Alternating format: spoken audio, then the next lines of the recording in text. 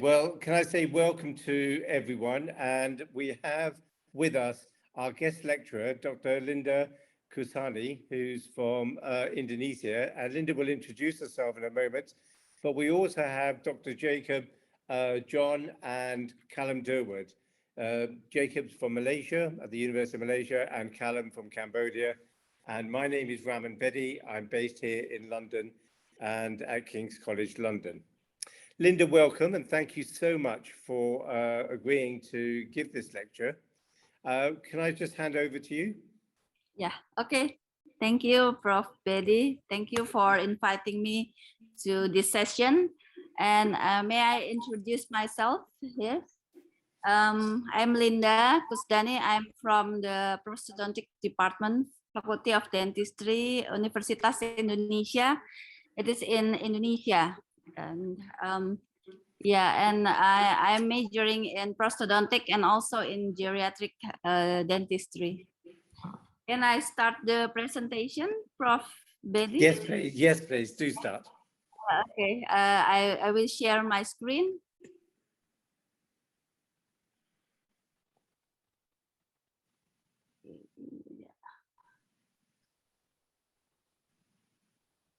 Is it already? This is fine. Thank you. Okay.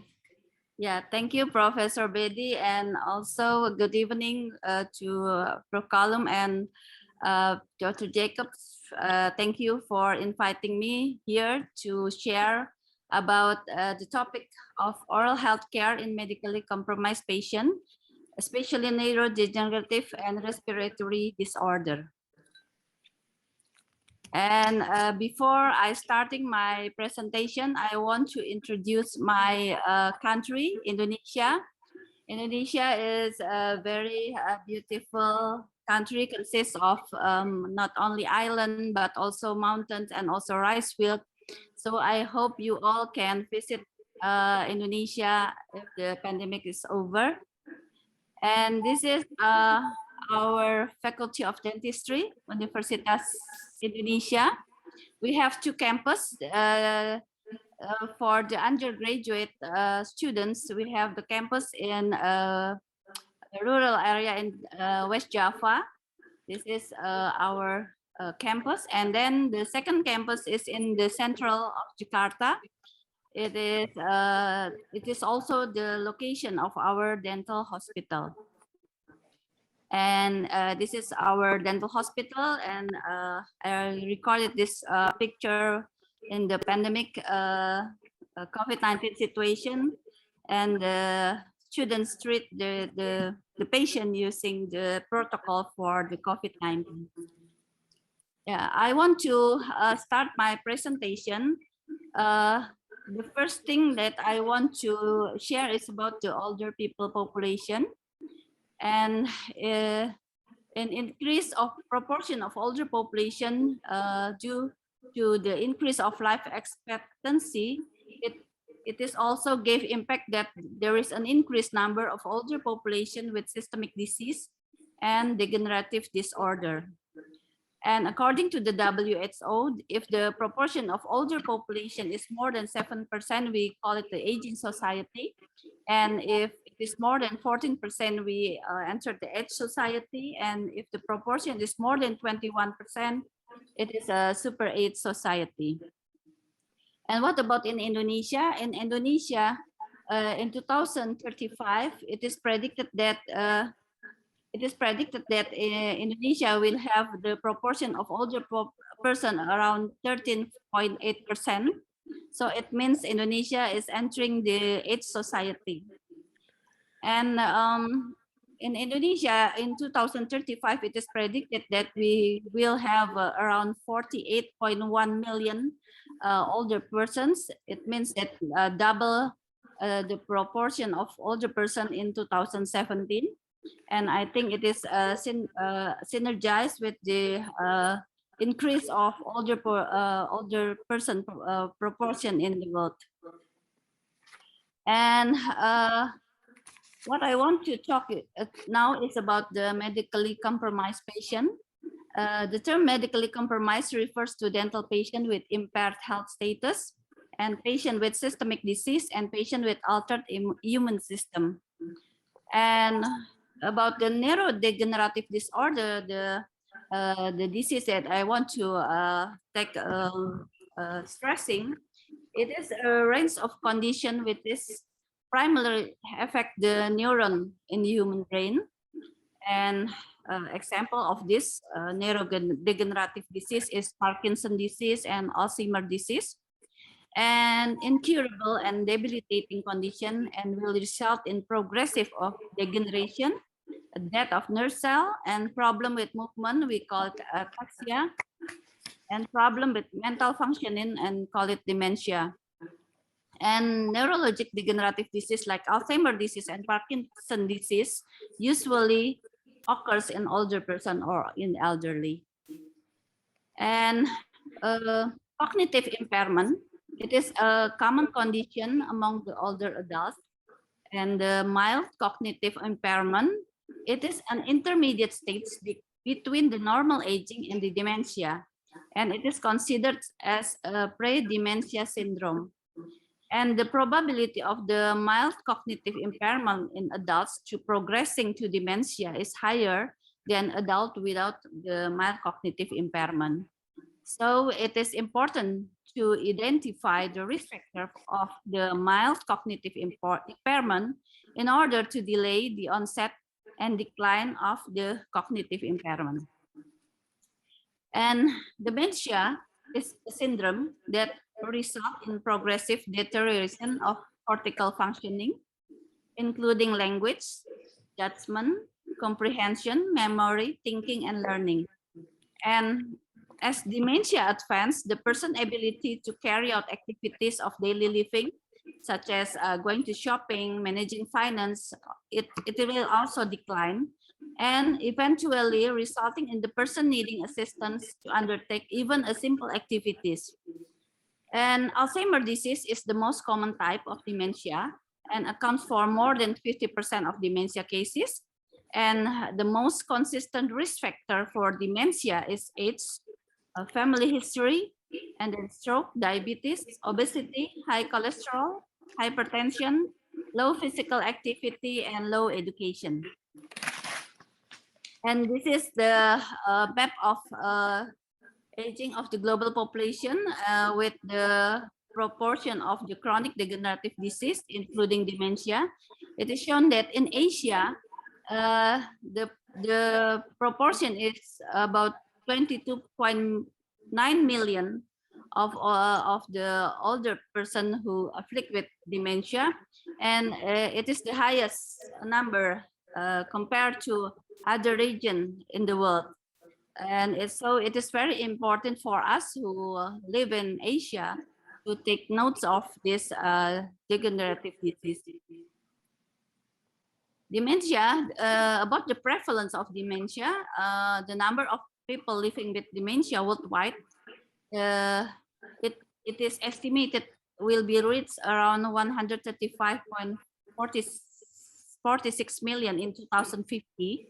And in the Asia Pacific region, the number of people with dementia in 2050 will about 71 million. So it means that more than half of the people with dementia worldwide will live in Asia.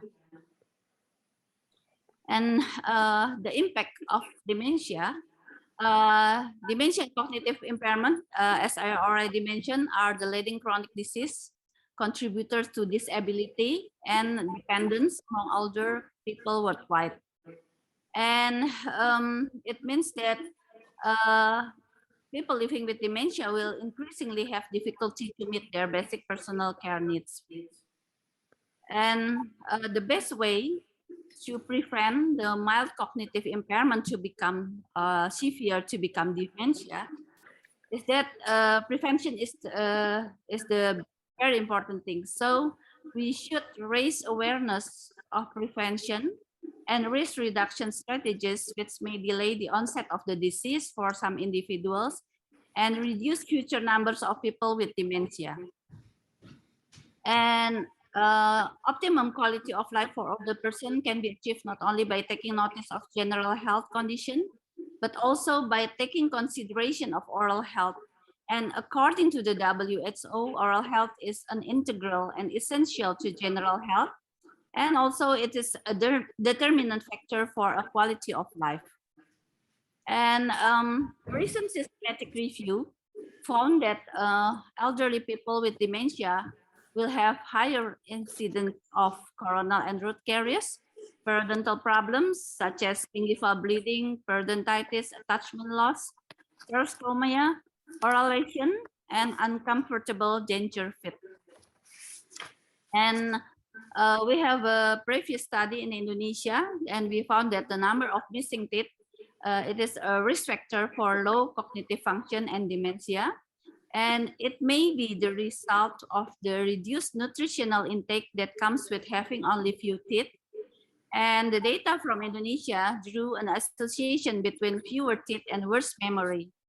Feeding and lack of nutrition contribute to the memory decline. Food high in folate and cobalamin, such as green leafy vegetables, bean, meat, are often not easy to chew. So this consumption may be reduced in the presence of oral disease or in the presence of tooth loss. And interest has grown in the association among tooth loss, periodontal disease, and dementia. And tooth loss is a common indicator of poor oral health. And the impaired masticatory will affect nutritional intake and may lead to reduced cerebral stimulation and also reduced blood flow, thus favoring the development or worsening of the dementia. And it is one of a very interesting paper about the association between tooth loss and cognitive decline. It is a 13-year longitudinal study of Chinese older adults. And from this study, it is concluded that participants who had fewer teeth tended to show a quicker pace of cognitive decline in Chinese older adults. And this is another study done, it is a collaborative study done by our students, and it is collaborative with Loughborough University in UK about the impact of using denture on cognitive function of the elderly. And the result of this study showed that increase of cognitive status and mastication ability, both for the denture group and the control group at follow-up. And it shows that the pre-prosthetic treatment alone before the denture treatment already gave positive impact to cognitive function due to better oral health. So in this study, we divided two groups. One is the denture group, and then the second is the control group.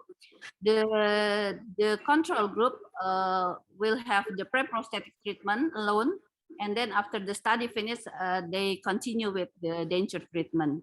But the denture group have a pre-prosthetic treatment and followed directly by the denture treatment. So from this study, using denture, it means that it will give occlusal contact to brain function. And then mastication is effective in sending enormous amount of sensory information to the brain and maintaining learning and memory function of the hippocampus.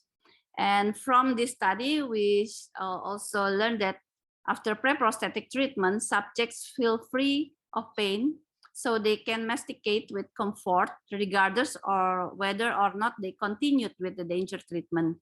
So it means that the better oral health condition due to the pre-prosthetic treatment, such as scaling, filling, and then extraction of residual dental root, can give a positive impact for the patient cognitive function. And it is also support the result of our previous study that showed that that oral hygiene is related to cognitive function. And this is another study done by our PhD students about the periodontal parameters in the Indonesian elderly and in association with the cognitive impairment. And from this study, it is showed that there were a significant difference in the plaque indices, oral hygiene index, papillary bleeding index and pocket depth, and also gingivalization, attachment loss, and tooth loss between cognitive normal and cognitive impaired subjects. And there were significant correlation between all periodontal parameters and cognitive function. And this study indicates that poorly periodontal health is significantly associated with cognitive impairment. And this is another, I think it is a very interesting charts about the pathway from periodontitis. They have 3 directions. First, from periodontitis will affect the masticatory dysfunction, and it will affect to decrease cerebral blood flow, and it will affect the severity from mild cognitive impairment to dementia or Alzheimer's disease. And another pathway is from periodontitis to tooth loss, and then this will affect the hippocampus, and then to increase the severity from mild cognitive impairment to dementia. And then another pathway is from periodontitis is to chronic inflammation, and it is also will have effect to the severity of the mild cognitive impairment to become dementia. And what is the importance of oral care for elderly people or older person with dementia or Alzheimer's disease? There's 2 things that we must take concern. The first one is aspiration pneumonia. It is a misdirection of oropharyngeal or gastric contents into the pulmonary parenchyma, and it is common type of lung infection and may cause elderly death. And it is crucial to improve the oral hygiene status of the older person with dementia or Alzheimer's disease to lower their risk of suffering from aspiration pneumonia. And the second is malnutrition. Malnutrition associated with poor oral health and compromised oral health in elder people impairs the sensory and masticatory function and will affect the nutritional intake. And about the dental care for patients with neurodegenerative disorders, elder people should establish daily oral hygiene care routine during the early stages of disease. They should have a regular dental examination and then early minimal intervention to prevent the need for more complicated procedures. And because elderly people might forget or lose interest in keeping their teeth healthy, so it is very important to ask the caretakers and community health workers to help them to take over this task. And also dentists should provide guidance on the maintenance of oral health, such as the technique used to provide this support for the very depending on elderly people concerned. And about the program that we have to give for the patient with the neurodegenerative disorder, the first one is the preventive programs. It is important for both preventing dental disease and maintaining self-care. And in terms of self-care, we should give education to the patient, consists of oral hygiene instruction, dietary advice, and also must be tailored to individual circumstances of the patient, such as dexterity or the memory issues. And also we should include educating the caretakers or caregivers to help with the maintaining of oral health. And the second is maintain the dental status with the simple treatment.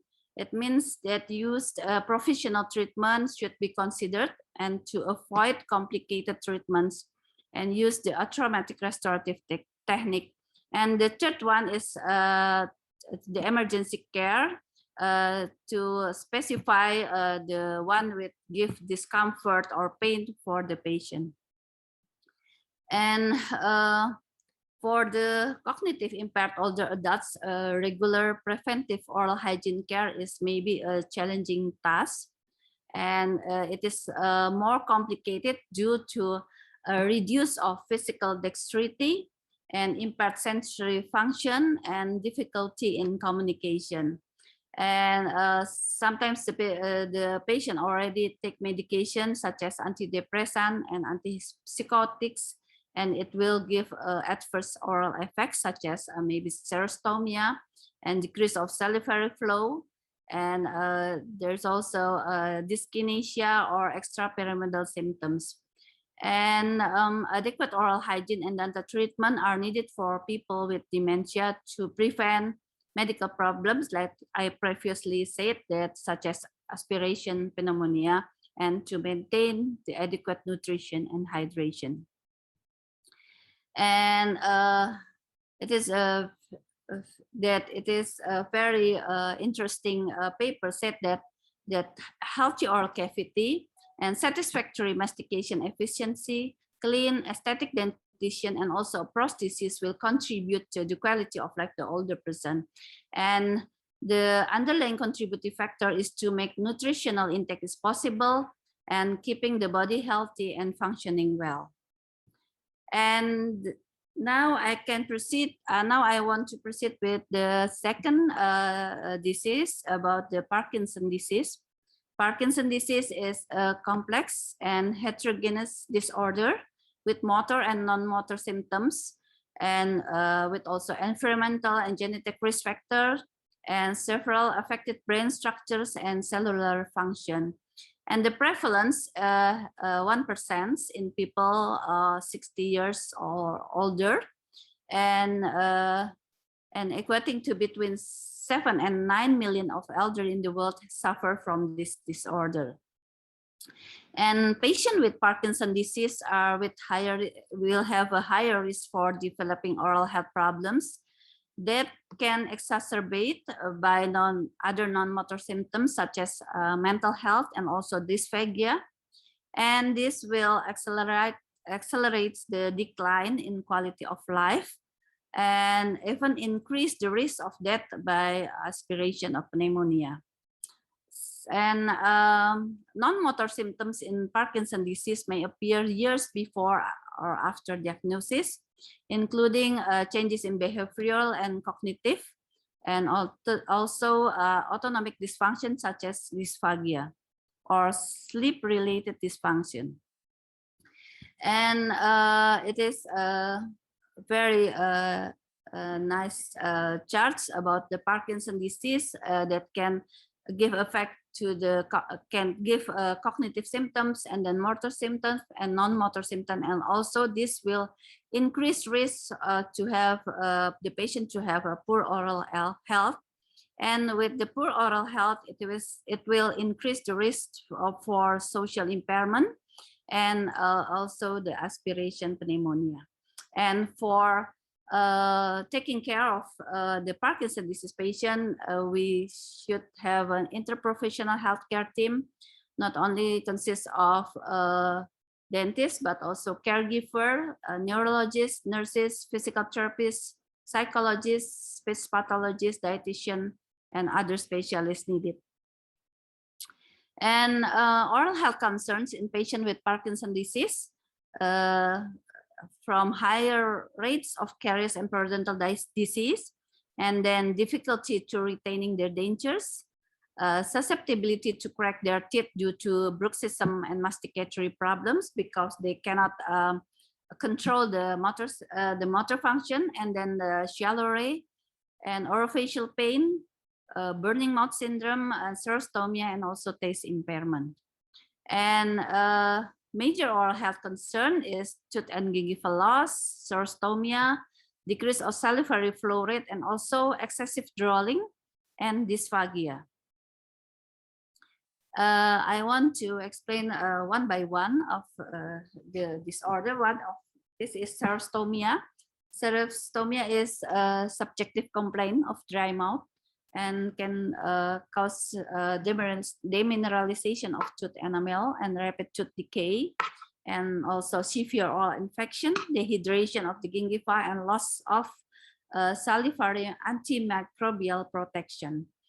And to overcome the symptoms, patients should be encouraged to take frequent sips of water and eat moist food, use lip balms and artificial saliva, and also chew sugar-free gum. And sufficient daily intake of water is important, and it is recommended intake of 1 until 1.5 liter of water per day. And also we can also prescribe pilocarpine for adult with reduced salivary flow.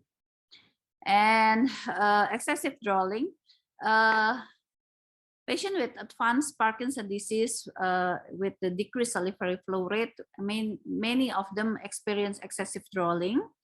And excessive drooling can cause perioral dermatitis, and then will also affect of oral hygiene, produce bad breath, and then increase the amount of oral bacteria, impair eating and speaking, and put the patient at higher risk for aspiration of saliva, leading to respiratory tract infection.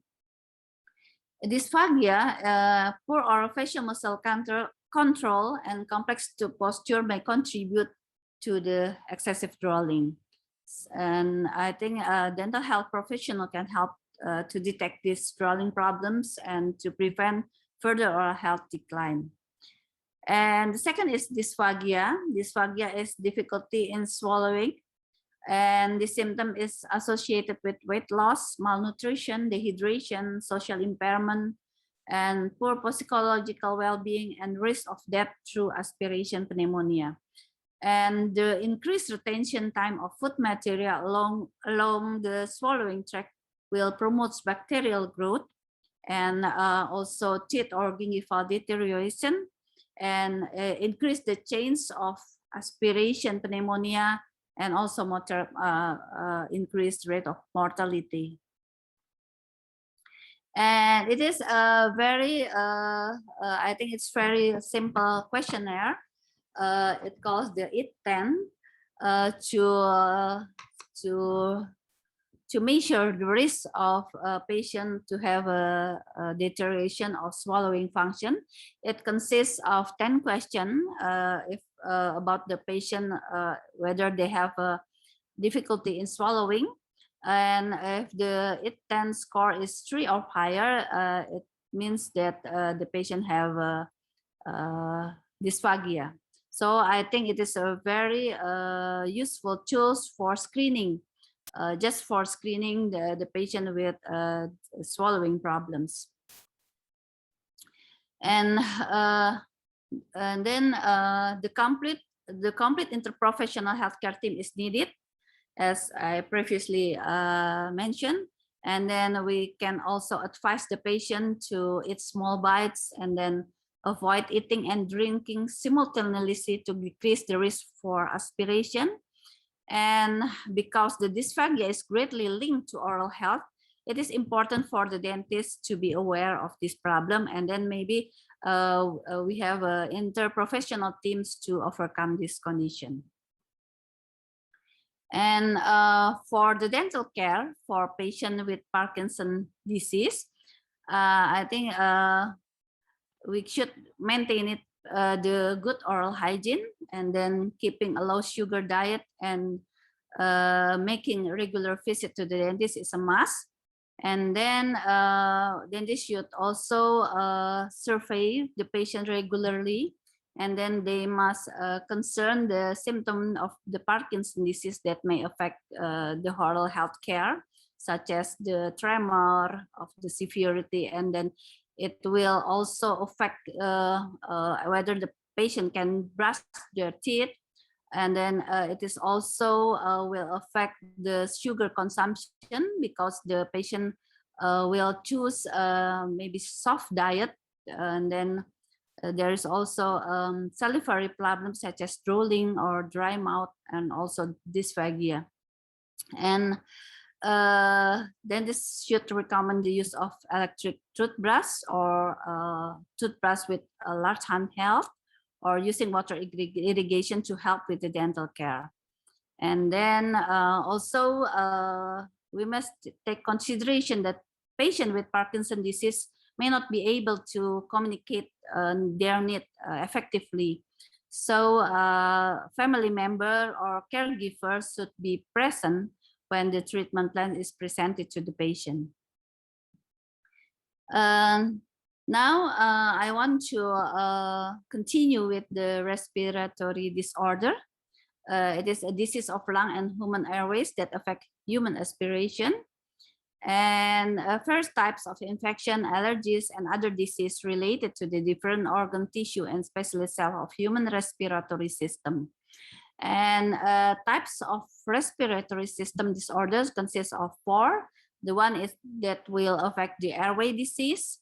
It affects the bronchial tubes. And in airway disease, the passage for air is reduced, which is associated with narrowing or blocking the bronchial tubes. And then the second is the lung tissue disease. Human lungs are covered by a thin tissue layer called pleura.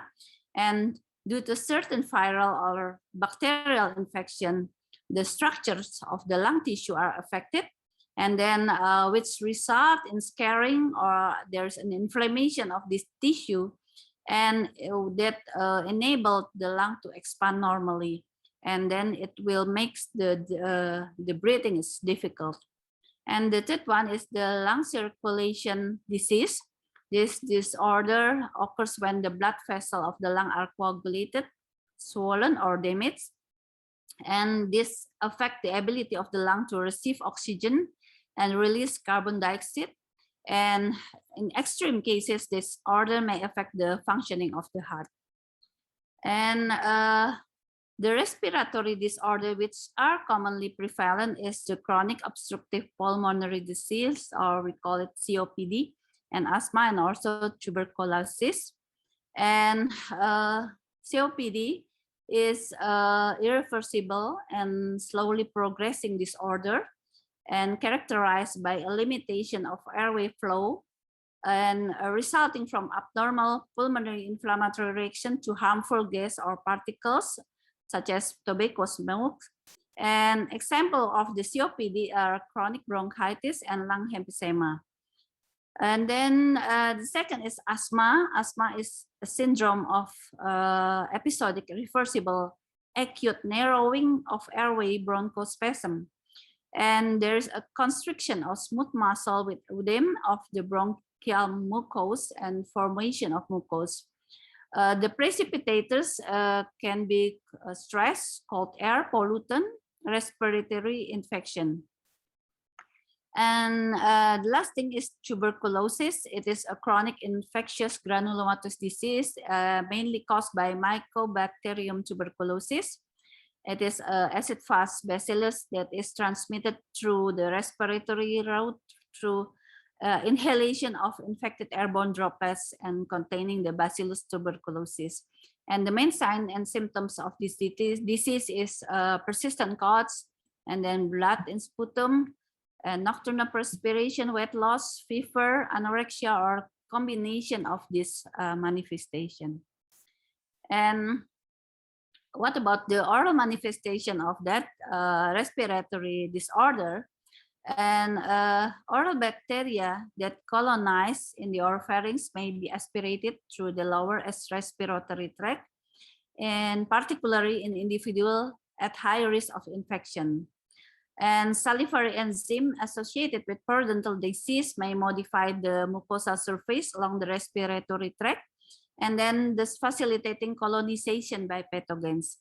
And hydrolytic enzymes, such as a result of periodontal disease, also may destroy salivary films and inhibit bacterial elimination, and thus promoting the possibility of aspiration of this pathogen into the lung.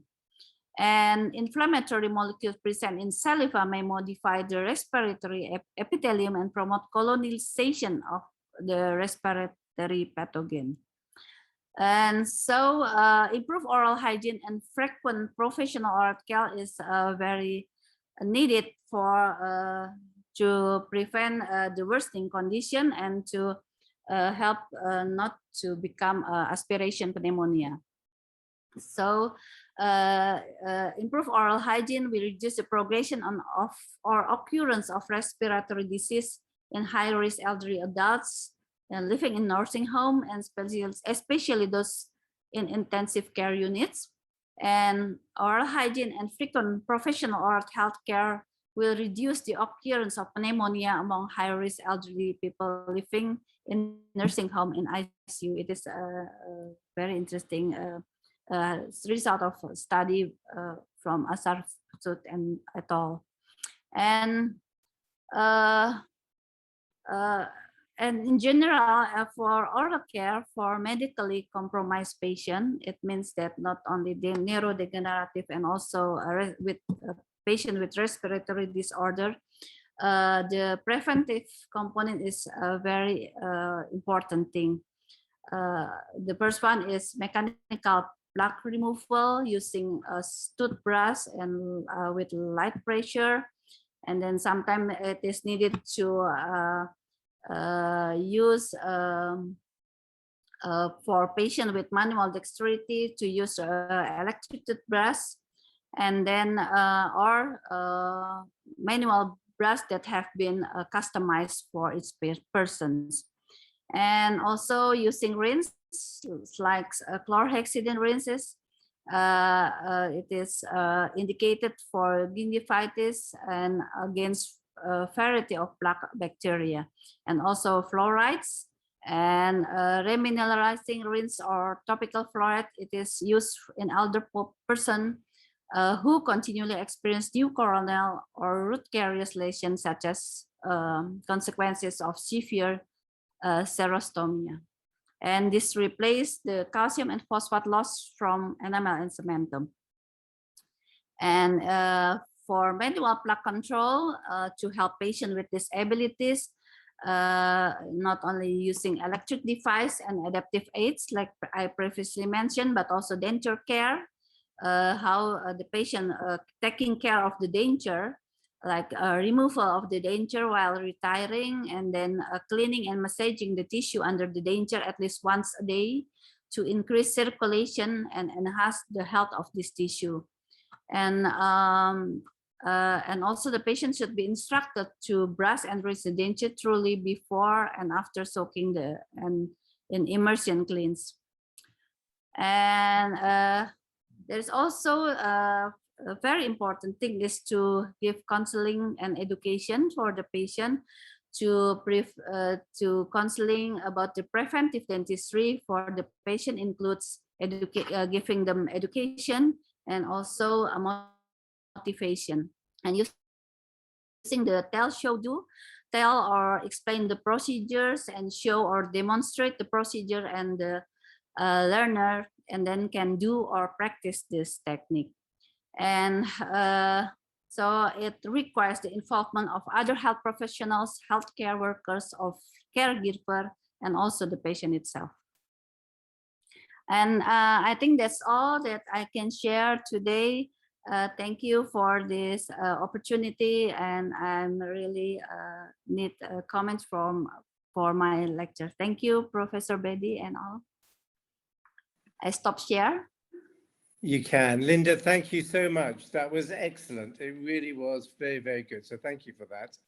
I'm going to invite questions from Dr. Jacob and Dr. Callum. Jacob, Callum, any questions?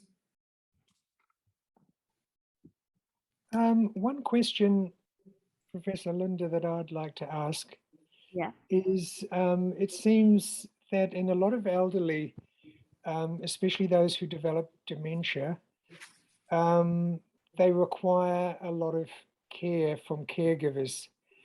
And what's been your experience in helping those caregivers understand the importance of good oral health, and how can they help the patient to achieve good oral hygiene and improve their oral health? Thank you, Prof. Callum, for your question. The oral care for the dementia patient, it is also depends on the severity of the dementia itself. If the dementia is mild, maybe the patient can take care of their oral health care by themselves.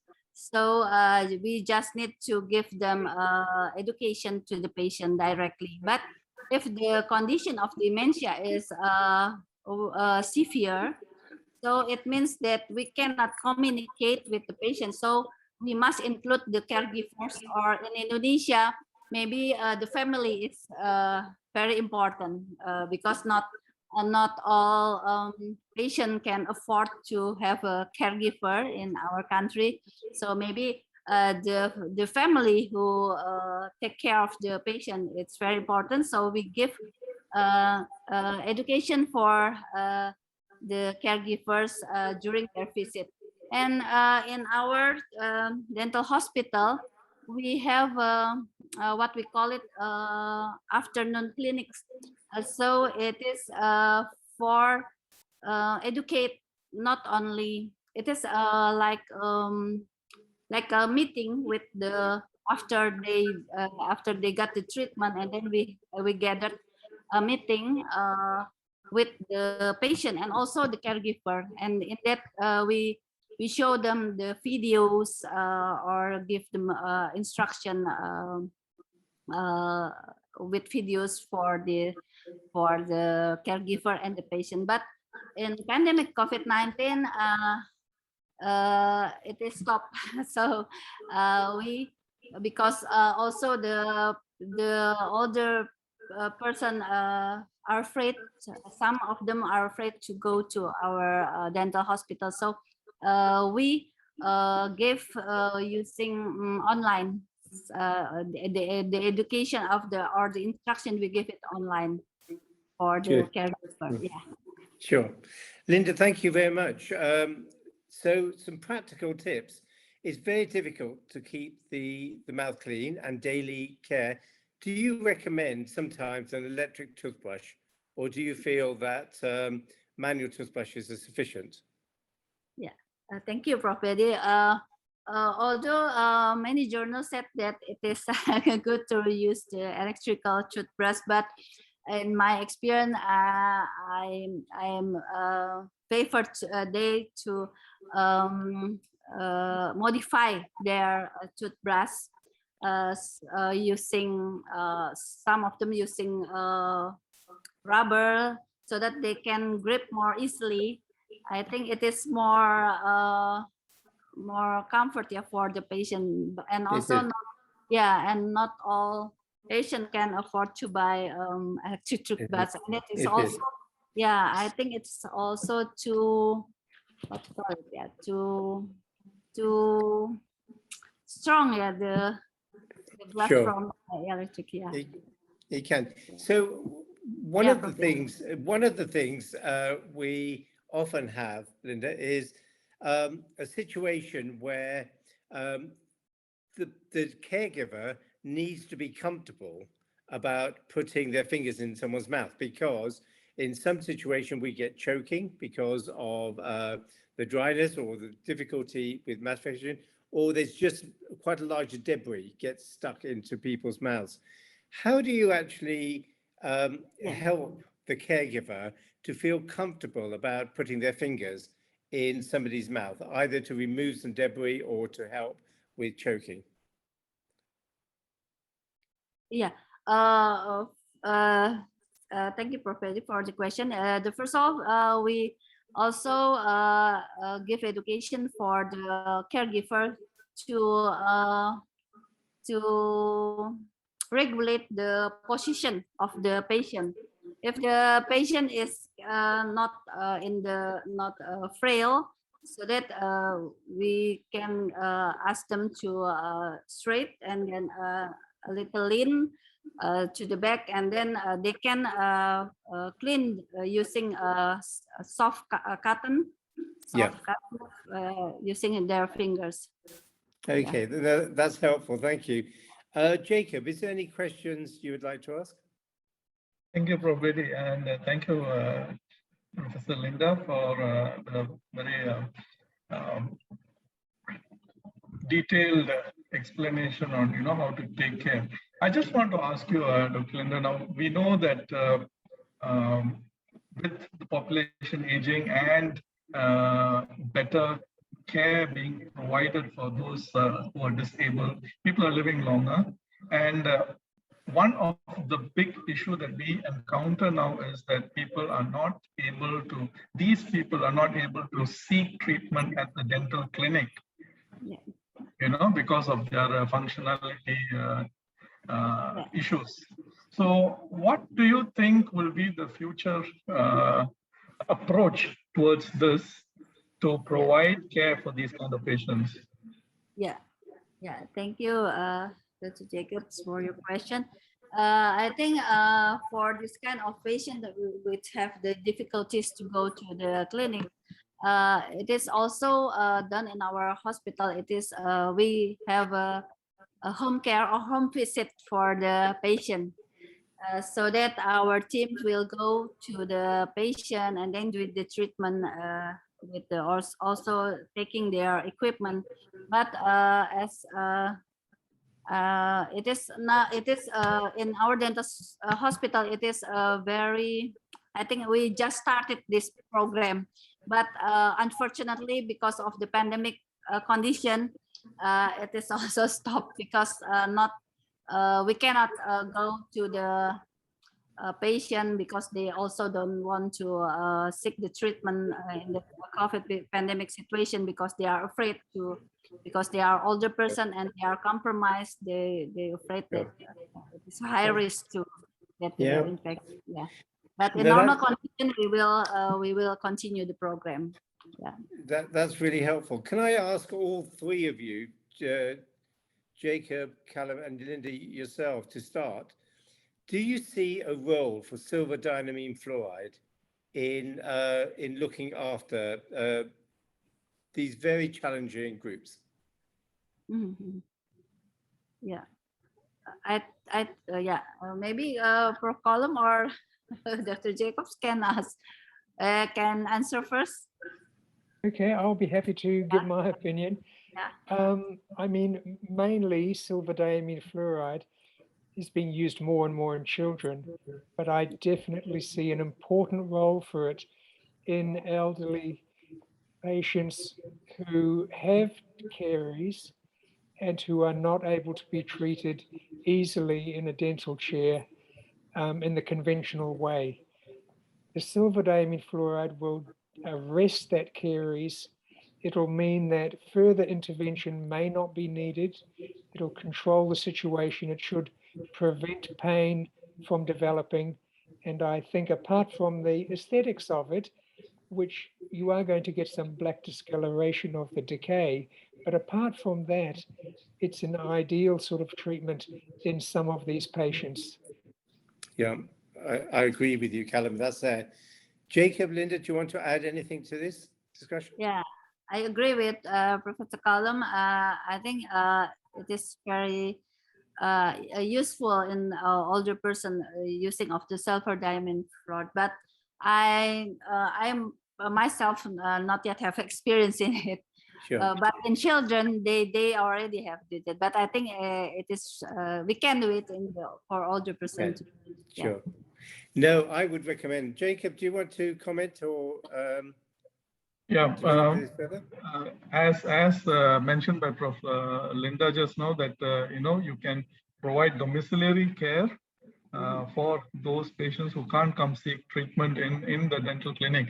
So one of the criteria will be to use a technique that is less sensitive and a less invasive procedure. So in that sense, also this is very, very helpful a tool for restorative it is procedures. So yeah, you have a lot of scope for it in the elderly patients as well as those who are functionally disabled. I agree with you, Jacob. That's right. So my experience, Linda, in dementia or Parkinson's or fragile seniors, but even in other special care groups, in children, with people with autism, etc., there will be times when treatment is very challenging, but there will be also periods in their life when actually things are quite stable and you will have a moderate degree of access into their mouths. And it's in those periods of time where I think silver dynamine fluoride is excellent and can help. Yeah. And certainly the silver smart restoration should be considered, so that when things are stable and people are reasonably responsive, we can, as Callum says, we can arrest the decay, and if we are fortunate enough, we can add glass ionomer on top of that, the silver smart restoration, in those periods. I just wondered finally, Linda, whether you would like to make any comment or some reflections on those or other aspects of your lecture.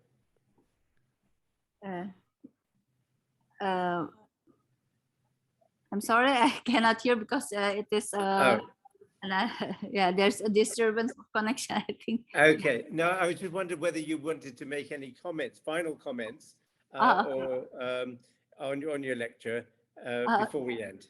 Okay, thank you, Professor Bedi. That in my lecture, I just want to stressing that it is very important for us to have interprofessional professional teams that will to do the treatment for this medically compromised patient, because it is not only the dentist to took care of the dental, but also other specialists to also will contribute so that our treatment can help the condition of or the general condition of the patient. And also we as a dentist can like I said, we can have a screening for the patient to overcome not to become more severe of the condition, such as the dysphagia condition. Maybe the first time it is the dentist who can find the condition, and then after that we can consult with other specialists to overcome together of the condition. I think that's my point of view. Thank you. Okay, well, thank you. Well, on from Dr. Jacob Johns, Callum Durward, and myself, Raman Bedi, who are the coordinators of this lecture series. Linda, thank you so much. And thank you for an excellent lecture. It's been really insightful and well presented. And we want to thank you for your contributions today. Yeah, thank you, Prof. Bedi, for the. Good. Thank you, Callum, and also Jacobs. Yeah. Okay. Thank you.